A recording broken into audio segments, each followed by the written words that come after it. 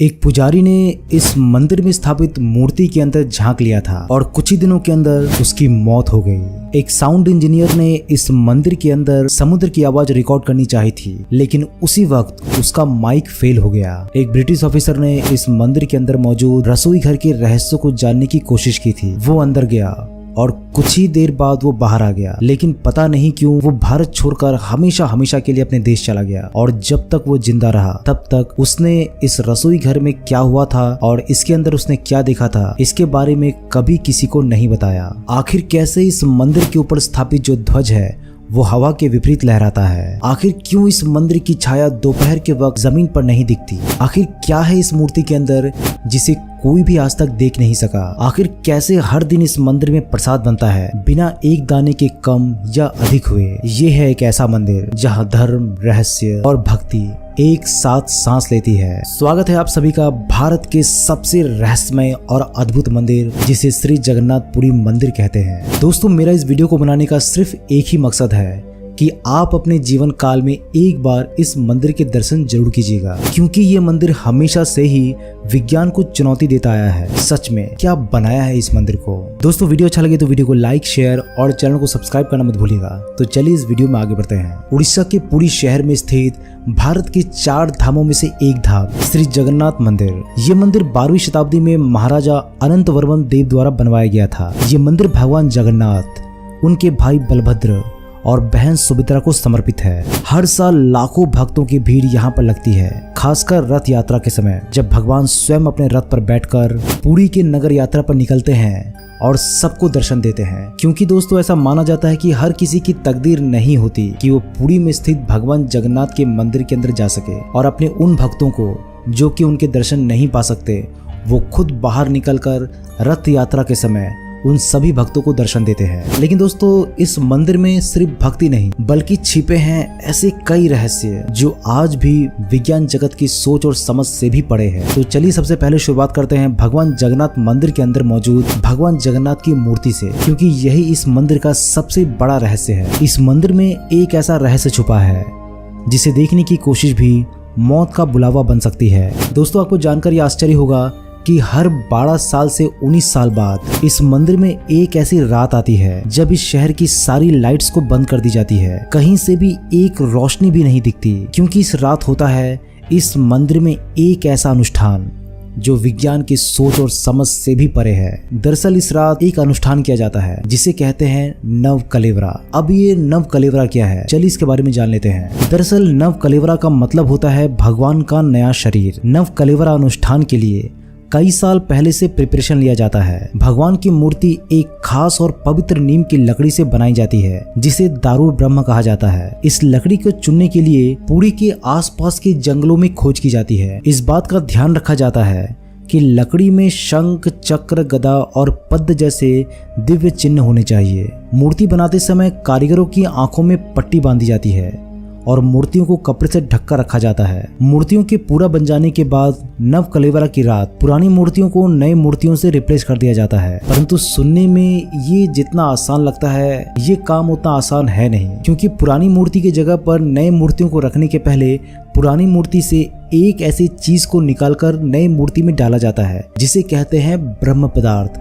और यही इस पूरी क्षेत्र और जगन्नाथपुरी मंदिर का सबसे बड़ा रहस्य है। और इस ब्रह्म पदार्थ को पुरानी मूर्ति से नए मूर्ति में डालते वक्त पुजारी ये काम अपने जान को जोखिम में डालकर करते हैं। अब ये ब्रह्म पदार्थ क्या है? ये एक छोटी सी वस्तु है जो पुरानी मूर्ति के हृदय से निकाली जाती है और नए शरीर में स्थापित की जाती है। इसे कभी किसी ने नहीं देखा। जो सेवक इस ब्रह्म पदार्थ को निकालता है उनकी आंखों में पट्टी बंधी होती है। उनका कहना है जो इसे देखता है उसका जीवन यहीं पर समाप्त हो जाता है। दोस्तों, कुछ पुजारियों ने यहाँ तक कहा है कि जब हम इस ब्रह्म पदार्थ को अपने हाथों में लेते हैं तो ऐसा लगता है कि हाथों में कोई चीज कूद रही है। ऐसा लग रहा है कि कोई ऐसी जीवंत चीज है जो हमारे हाथों में फरफरा रही है। दोस्तों, लोक कथाओं के अनुसार ऐसा कहा जाता है कि ये ब्रह्म पदार्थ भगवान विष्णु के अंतरात्मा का प्रतीक है। कुछ लोग ये भी मानते हैं कि ये एस्ट्रल ऊर्जा है। कुछ विज्ञान प्रेमी इसे एंशिएंट एनर्जी कोर के रूप में देखते हैं। शायद कोई चुंबकीय पदार्थ, शायद किसी मेटेरॉइड का टुकड़ा। पुरानी मान्यताओं के अनुसार इस ब्रह्म पदार्थ को श्री कृष्ण का दिल माना जाता है। अब इसे श्री कृष्ण का दिल क्यों माना जाता है और ये इस मंदिर में कैसे आया और क्या है इसके पीछे की लंबी कहानी, इसके बारे में अगर आप जानना चाहते हैं डिटेल्स में तो हमें कमेंट बॉक्स में इसके बारे में जरूर लिखिएगा। हम इसके बारे में एक डिटेल्स वीडियो बनाकर आपको जरूर दिखाएंगे। 2015 में नव कलेवरा के दौरान एक सेवक ने गलती से मूर्ति के अंदर ब्रह्म पदार्थ को देख लिया था। उन्होंने सिर्फ एक झलक तक देखी थी, सिर्फ एक नजर, और कुछ ही दिनों में उस सेवक की असामान्य मृत्यु हो जाती है। मंदिर के अंदर इस घटना के बारे में कभी भी चर्चा नहीं हुई, लेकिन दैत्यपति बंधु समाज ये जानते हैं कि ब्रह्म पदार्थ को देखने का मतलब क्या होता है। वो जानते हैं कि ब्रह्म पदार्थ को देखना समय के पार देखने जैसा है। दोस्तों, ब्रह्म पदार्थ पर सदियों से चर्चा चली आ रही है। क्या ये एक दिव्य तत्व है जो भगवान का जीवंत रूप है, या कोई रहस्यमय वस्तु जो प्राचीन युग से जगन्नाथ मूर्ति के अंदर संभाल कर रखी गई है? ये रहस्य आज भी अनसुलझे है। दोस्तों, कई लोगों के मन में ये सवाल उठता है और मेरे पास ऐसे कई सवाल भी आते हैं कि जब पुरानी मूर्ति को हटाकर नई मूर्ति को इंस्टॉल किया जाता है तो उस पुरानी मूर्ति का आखिर होता क्या है? हमें इस मंदिर के आसपास या कहीं भी पुरानी मूर्तियां क्यों नहीं दिखती है? इस बारे में मैंने कुछ पंडितों से बात की और मुझे कुछ ऐसा पता चला जिसके बारे में सुनकर आप भी शॉक्ड हो जाएंगे। दोस्तों, पुरी के जगन्नाथ मंदिर के अंदर एक रहस्यमय स्थान है जिसे कहते हैं कोयला बैकुंठा। कहा जाता है कि इसी जगह पर भगवान जगन्नाथ, बहन सुभद्रा और भाई बलभद्र की मूर्तियों को कोयला बैकुंठा में समाधि दे दी जाती है, बिना किसी शोर शराबे के, बिना किसी विदाई के और बिना किसी ढोल नगारे के। किसी को कुछ पता तक नहीं चलता। ये काम बहुत ही शांति तरीके से और बहुत ही गुप्त तरीके से की जाती है। दोस्तों, अब आप इस मंदिर के ऊपर मौजूद इस ध्वज को बड़े गौर से देखिए। ये आपको सामान्य लग रहा होगा, परंतु ऐसा है नहीं। दरअसल इस ध्वज की लंबाई लगभग 15 से 20 फीट होती है और ये रोज बदला जाता है। ध्वज बदलते ही ये लहराने लगता है, परंतु हवा के विपरीत दिशा में। जी हाँ, ये ध्वज हमेशा हवा के विपरीत दिशा में ही लहराता है। लोग इसे देखकर हैरान होते हैं और मन ही मन ये सोचते हैं कि क्या ये कोई ऑप्टिकल इल्यूशन है? क्या ये किसी चुंबकीय क्षेत्र का असर है, या फिर कोई ऐसा प्राचीन विज्ञान जो आज के विज्ञान की सोच और समझ से भी परे है? दोस्तों, आपको जानकर आश्चर्य होगा कि इस ध्वजा को बदलने का जो तरीका है ना, वो भी बहुत ही पारंपरिक और बहुत ही अजीब तरह का है। ये जो आपको मंदिर के ऊपर जो शिखर दिख रहा है वो लगभग 215 फीट ऊंचा है और जो पुजारी इस ध्वज को चेंज करता है वो बिना किसी सेफ्टी हार्नेस के, बिना किसी मशीन के वो इस मंदिर के शिखर तक चढ़ता है और इस पताके को रोज बदलता है। ये सब कुछ मंदिर की परंपरा का हिस्सा है। आज तक ना तो कभी कोई यहाँ पर एक्सीडेंट हुआ और ना ही कभी इस ध्वज को चेंज करने में कभी एक पल की भी देरी हुई। कहते हैं जो इस सेवा को करता है उसे भगवान खुद प्रोटेक्शन देते हैं, ऊपर चढ़ते वक्त और नीचे उतरते वक्त भी। दोस्तों, ये सिर्फ एक झंडा नहीं, ये भगवान जगन्नाथ का एक दिव्य संकेत है, उनकी उपस्थिति का, उनकी कृपा का, उनके प्रेम का, उनके वात्सल्य का और उस शक्ति का जो समय, गति और प्रकृति के हर बंधनों से भी परे है। अब बात करते हैं भगवान जगन्नाथ के मंदिर के ऊपर लगे एक ऐसे दिव्य चिन्ह की जो सिर्फ धार्मिक महत्व का प्रतीक नहीं बल्कि एक ऐसा रहस्य भी है जो आंखों को धोखा देता है और मन को सवालों से भर देता है। ये है जगन्नाथ भगवान का सुदर्शन चक्र। ये चक्र लगभग 20 टन के लोहे का बना है और ये मंदिर के शिखर पर स्थापित है। जब आप इस मंदिर के आसपास किसी भी दिशा में खड़े होकर इस चक्र को देखते हैं तो दोस्तों आपको ऐसा लगेगा कि ये चक्र जो है आपके सीध में ही दिखता है। अगर आप पश्चिम से देखेंगे तब भी आपको सीधा ही दिखेगा, अगर आप पूरब से देखेंगे यानी कि आप किसी भी दिशा से इस सुदर्शन चक्र को देख लीजिए, आपको कभी भी ये टेढ़ा नहीं दिखेगा, आपको हमेशा ये सीधे रूप में ही दिखेगा। ये दृश्य देखने वाला हर भक्त के मन में एक ही प्रश्न उठता है, आखिर ये कैसे संभव है? क्या ये कोई प्राचीन 3D आर्किटेक्चरल इल्यूशन है या शिल्पकारों ने इसके ऊपर त्रिकोण या वक्रित आकारों का प्रयोग किया है जिसे आंखें समझ नहीं पाती, या ये कोई विजुअल वैनिशिंग पॉइंट का खेल है जहां से चक्र का सेंट्रल एक्सिस हमेशा व्यूअर के लाइन ऑफ साइट के साथ अलाइन होता है। लेकिन ये तो आज के 3D रेंडरिंग टूल्स और मैथमेटिकल प्रिसिशन से होने वाली बात लगती है और ये चक्र तो करीबन 12वीं शताब्दी में स्थापित किया गया था। तो आखिर ये कैसे संभव है कि आज की जो एडवांस टेक्नोलॉजी है वो उस वक्त के लोगों को ज्ञात थी? इसे और भी रहस्यमय बनाता है इस सुदर्शन चक्र का इंस्टॉलेशन। दोस्तों, आज भी इतने भारी वजनी कोई सामान को इतनी ऊंचाई तक पहुंचाने के लिए मॉडर्न क्रेन्स की जरूरत पड़ती है, लेकिन जरा सोचिए कि 12वीं शताब्दी में इस भारी भरकम 20 टनी वजनी सुदर्शन चक्र को इस मंदिर के शिखर पर इतनी परफेक्ट तरीके से किस तरह इंस्टॉल किया गया होगा। जरा सोचिए, क्या हमारा प्राचीन भारत सच में गरीब था, सच में उस वक्त कोई उन्नत तकनीक नहीं थी, ये बात सोचने वाली है। ये चक्र सिर्फ एक लोहे का टुकड़ा नहीं, ये दृष्टि का भ्रम, भक्ति का बिंदु और भगवान विष्णु का चिन्ह है। कुछ लोग कहते हैं कि ये एक सिंबॉलिक मैसेज है।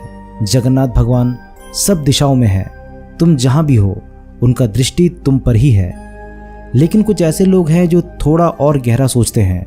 उनका कहना है कि क्या ये कोई अननोन ऑप्टिकल टेक्नोलॉजी थी जो पुरातन भारत के पास थी, जिसका ज्ञान समय के साथ कहीं खो गया। इस चक्र की विशेषता यह है कि आज तक कभी भी किसी पक्षी को इस चक्र के ऊपर बैठा देखा नहीं गया। ऐसा भी कहा जाता है कि कोई भी पक्षी अगर इस सुदर्शन चक्र के ऊपर बैठ जाए, अब ये समझ लीजिएगा कि ये भगवान जगन्नाथपुरी मंदिर की तरफ से इस सृष्टि में आने वाला कोई प्रलय का कोई संकेत है। अब दोस्तों बात करते हैं भगवान जगन्नाथ मंदिर में मौजूद चमत्कारी रसोई के बारे में। इस मंदिर के अंदर एक ऐसी रसोई है जो न सिर्फ दुनिया की सबसे बड़ी टेम्पल किचन मानी जाती है, बल्कि ये अपने आप में एक जीवंत चमत्कार भी है। यहाँ पर हर दिन 56 प्रकार के व्यंजन यानी 56 भोग भगवान के लिए तैयार किए जाते हैं। ये न केवल एक रस्म है, बल्कि एक महा अनुष्ठान है।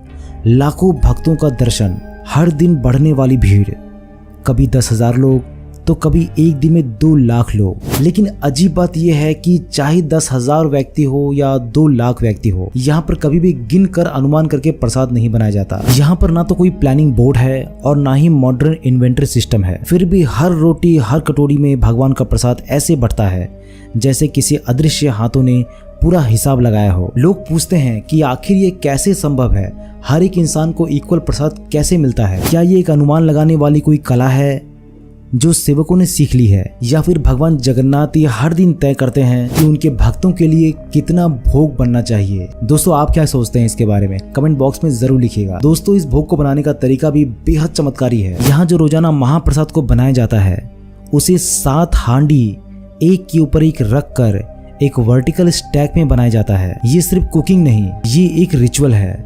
ये हांडी यानी मिट्टी के बर्तन मंदिर के विशेष रसोई घर में लकड़ी के चूल्हे पर रखे जाते हैं। दोस्तों आपको जानकर यह आश्चर्य होगा कि किसी भी भक्त का पांव अगर इस आग में डालने वाली लकड़ी से लग जाए तो फिर उसे अपवित्र माना जाता है, और यहाँ के पंडित जो है यानी यहाँ के जो सेवक है वो इस लकड़ी को यहाँ से उठाकर फेंक देते हैं। दोस्तों आपको जानकर यह आश्चर्य हुआ कि 7 हांडी को एक के ऊपर एक रखकर जब भोग पकाया जाता है तो सबसे ऊपर वाला जो हांडी है उसका खाना पकता है। नियम के अनुसार सबसे नीचे वाला हांडी का खाना पकना चाहिए, लेकिन सबसे ऊपर वाली हांडी का खाना पकता है, और धीरे धीरे फिर ऊपर से लगते लगते फिर नीचे आकर नीचे की हांडी का खाना आखिर में पकता है। इस घटना ने भी विज्ञान को हैरान कर रखा है। आग नीचे जल रही है, तापमान सबसे अधिक नीचे होना चाहिए, लेकिन प्रसाद सबसे ऊपर पकता है। ये कैसे संभव है? कुछ लोग कहते हैं कि ये हांडी मिट्टी की एक विशेष प्रकृति से बना होता है, जिसमें ताप का संचार कुछ अलग तरीके से होता है। कुछ लोग मानते हैं कि ये एक रिवर्स हीट कंडक्शन का प्राचीन मेथड हो सकता है जो विज्ञान भूल चुका है। लेकिन जो लोग यहाँ पर काम करते हैं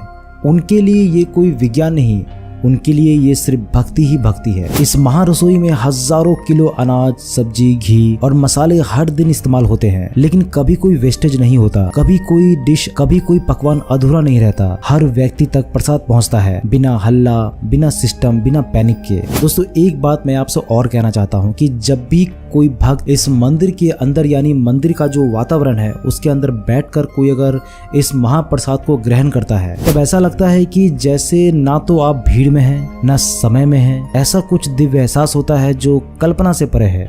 दोस्तों पौराणिक मान्यताओं के अनुसार इस रसोई की पूरी जिम्मेदारी माँ अन्नपूर्णा की होती है। वो खुद इस रसोई में अदृश्य रूप में रहकर भगवान और भक्तों के लिए प्रसाद तैयार करती है। कहते हैं जब ये प्रसाद पक रहा होता है तब इस रसोई को बंद कर दिया जाता है, और जब तक प्रसाद ना पके तब तक इस रसोई को नहीं खोला जाता है, क्योंकि यहाँ पर पकवान बनाने वाले जो सेवक है वो भी अच्छी तरीके से जानते हैं कि इस रसोई घर में माँ अन्नपूर्णा का वास है। वो ही यहाँ पर सारे प्रसाद का निर्माण करती है। दोस्तों ब्रिटिश काल के दौरान इस मंदिर पर गोरे लोगों ने कई शोध किए थे, और उन्हीं में से एक ने जगन्नाथपुरी मंदिर के रसोई घर का रहस्य जानने की कोशिश की थी। वो छुप कर रसोई घर में घुस गया था, ये देखने के लिए कि अंदर क्या होता है और कैसे खाना पकता है। कहते हैं कि कुछ देर बाद वो चुपचाप इस रसोई घर से निकला और अपना रेजिग्नेशन देकर अपने देश इंग्लैंड वापस लौट गया। उसने किसी से कुछ नहीं कहा, और कहते हैं अपने मरते दम तक उसने कभी भी इस रसोई घर के अंदर क्या हुआ था उसने किसी को भी इसके बारे में कभी भी कोई डिस्कशन नहीं किया।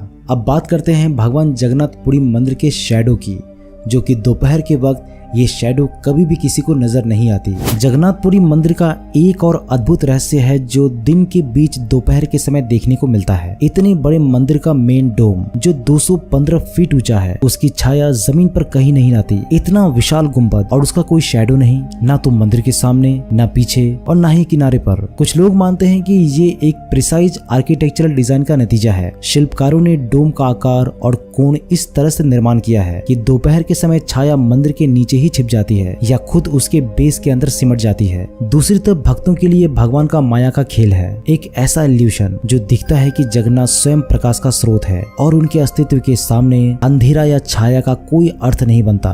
दोस्तों, जगन्नाथपुरी मंदिर के अंदर एक और रहस्य है जो भक्तों को तुरंत मालूम पड़ जाता है, यानी उसका एहसास भक्तों को तुरंत हो जाता है, और वो है यहाँ पर ना आने वाली समुद्र की आवाज। मंदिर का मुख्य प्रवेश द्वार सिंह द्वार, जहां से हजारों भक्त हर दिन अंदर प्रवेश करते हैं, वहां एक ऐसी जगह है जहां खड़े होते ही समुद्र की गुनगुनाहट तुरंत चुप हो जाती है। ये और भी चौंकाने वाला इसलिए है क्योंकि पुरी का समुद्र केवल कुछ ही मीटर यहाँ से दूर है और समुद्र के लहरों का शोर नॉर्मली आसपास के पूरे इलाकों में गूंजता रहता है। लेकिन जैसे ही आप सिंह द्वार के अंदर एक कदम रखते हैं, एक अलग ही शांति छाने लगती है, जैसे प्रकृति ने आवाजों को स्विच ऑफ कर दिया हो। भक्तों के लिए ये स्थान कुछ और ही कहता है। उनके लिए ये शांति पथ का प्रवेश द्वार है, जहां भगवान जगन्नाथ के द्वार के अंदर आते ही प्रकृति भी अपने शब्दों को थाम लेती है।